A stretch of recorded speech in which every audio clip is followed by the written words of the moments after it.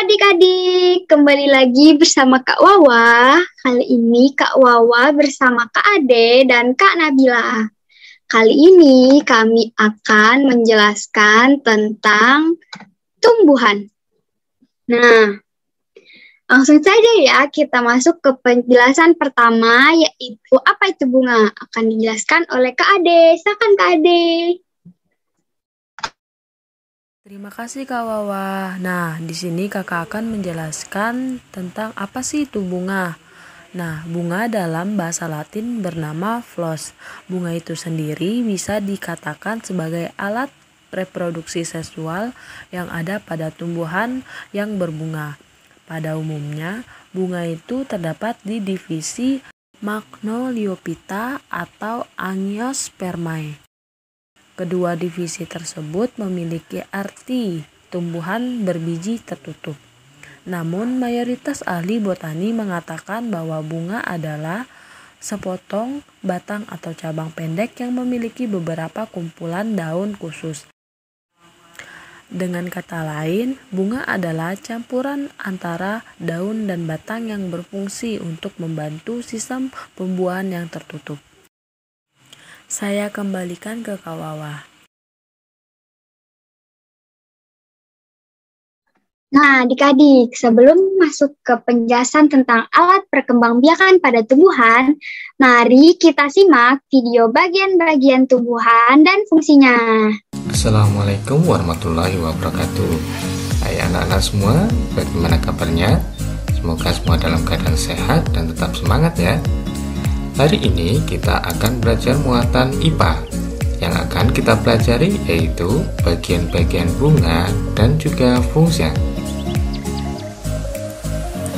Anak-anak, untuk menerangkan bagian-bagian bunga dan juga fungsinya, Pak Guru memilih salah satu jenis bunga yang tergolong lengkap dan juga sempurna.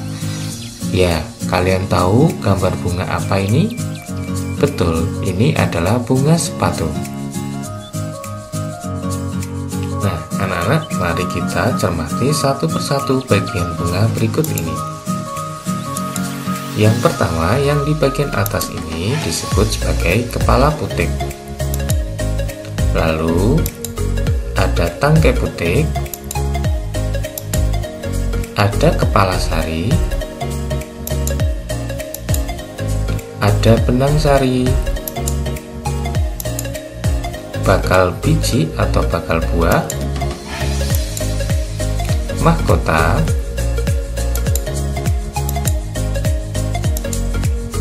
dasar bunga, kelopak, dan tangkai bunga. Nah, anak-anak, untuk kepala putik dan tangkai putik ini jadi satu kesatuan yang nanti akan kita sebut sebagai putik.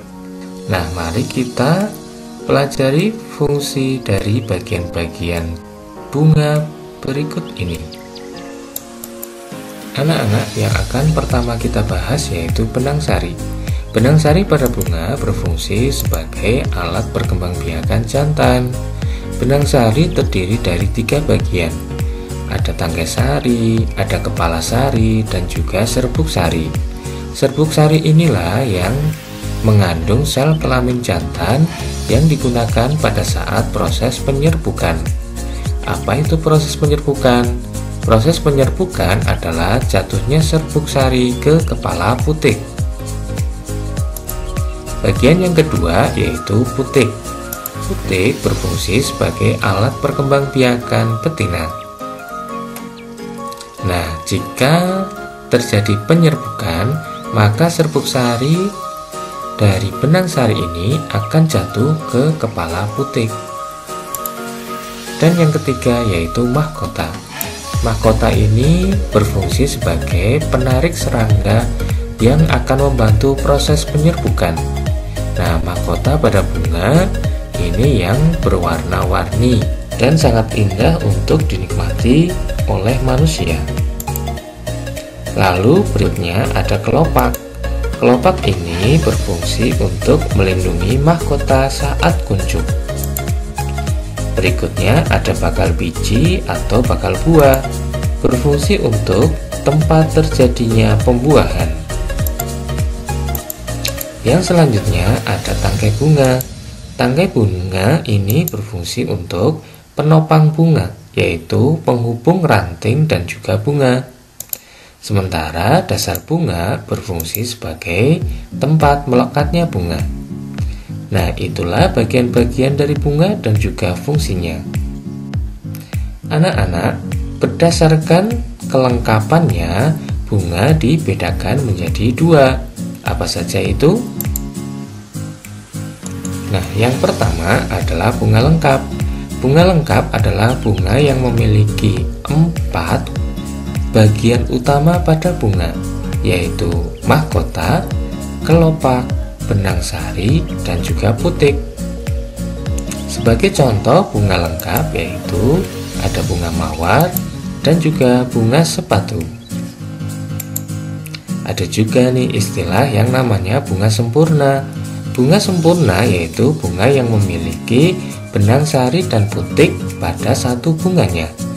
Jadi bunga lengkap tentulah adalah bunga sempurna. Yang kedua adalah bunga tidak lengkap. Bunga tidak lengkap adalah bunga yang tidak memiliki salah satu atau lebih dari 4 bagian bunga yang utama. 4 bagian utama dari bunga yaitu tadi ada mahkota, ada kelopak, ada benang sari, dan juga ada putik. Sebagai contoh untuk bunga yang tidak lengkap yaitu ada bunga jagung dan juga bunga kelapa. Nah, anak-anak, itu tadi video singkat penjelasan tentang bagian-bagian bunga dan juga fungsinya. Mudah-mudahan video yang singkat ini bisa menambah wawasan dan pengetahuan kalian tentang bagian-bagian bunga dan fungsinya. Akhirnya sampai sini dulu pertemuan kita. Mudah-mudahan kita bisa dipertemukan lagi pada lain kesempatan. Akhirnya Pak Guru pamit ya. Wassalamualaikum warahmatullahi wabarakatuh. Nah, sudah ditonton kan adik-adik video dari bagian-bagian tumbuhan dan fungsinya? Nah, untuk itu kita akan masuk ke penjelasan mengenai alat perkembangbiakan pada tumbuhan. Yang pertama, ada alat kelamin jantan, yaitu benang sari, disebut juga dengan stamen. Benang sari atau sel kelamin alat produksi sel kelamin jantan pada tumbuhan memiliki organ penyusun yang disebut dengan filamen. Filamen ini umumnya memiliki bentuk seperti tangkai, serta biasanya memiliki antena pada ujungnya. Antena pada filamen ini merupakan lokasi butir polen dibentuk. Yang kedua, ada alat kelamin betina, atau disebut juga dengan putik atau pistilum. Organ putik ini terbentuk dari buah karpel yang berjumlah 1 atau lebih, dan putik ini terletak pada bagian tengah bunga. Kumpulan-kumpulan dari karpel disebut dengan ginosium. Nah, adik-adik sudah tahu kan apa saja alat perkembangbiakan pada tumbuhan? Nah, kita akan memasuki penjelasan mengenai perkembangbiakan tumbuhan secara generatif yang akan dijelaskan oleh Kak Nabila. Silakan Kak Nabila. Terima kasih Kak Wawa. Baik adik-adik, di sini kita akan membahas tentang perkembangbiakan tumbuhan secara generatif. Perkembangbiakan tumbuhan secara generatif merupakan peleburan antara serbuk sari dengan putik. Nah, gambar di samping adik-adik bisa lihat ya, bahwa gambar tersebut menjelaskan tentang cara perkembangbiakan generatif yang diawali dengan adanya penyerbukan, yaitu jatuhnya serbuk sari pada kepala putik. Setelah itu terjadilah pembuahan yang merupakan proses meleburnya sel kelamin jantan dan sel kelamin betina. Hasil pembuahan berupa lembaga, bakal biji, dan bakal buah. Lembaga akan berkembang menjadi calon tumbuhan baru. Bakal biji akan menjadi biji, sedangkan bakal buah akan menjadi daging buah. Baik adik-adik, selanjutnya yaitu manfaat yang akan dijelaskan oleh Kak Ade. Kepada Kak Ade, Kakak persilakan. Terima kasih Kak Nabila. Nah, bersama Kakak lagi, Kakak akan menjelaskan terkait manfaat dari perkembangbiakan secara generatif. Yang pertama yaitu tanaman yang melakukan perkembangbiakan secara generatif menghasilkan bibit yang mempunyai akar dan batang yang kuat. Yang kedua yaitu manfaat perkembangbiakan secara generatif dapat mengerjakan pengembangan varietas tumbuhan baru dengan penyilangan. Yang ketiga, manfaat perkembangan biakan secara generatif dapat melestarikan keanekaragaman hayati. Dan yang terakhir yaitu manfaat perkembangbiakan secara generatif lainnya adalah umur tanaman yang lebih lama. Kakak kembalikan ke Kak Salwa.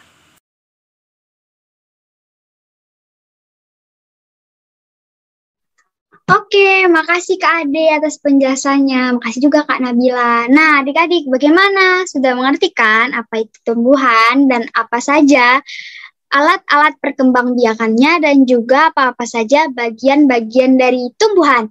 Nah, untuk itu selesai deh penjelasan dari kami. Dadah! Assalamualaikum warahmatullahi wabarakatuh. Makasih adik-adik.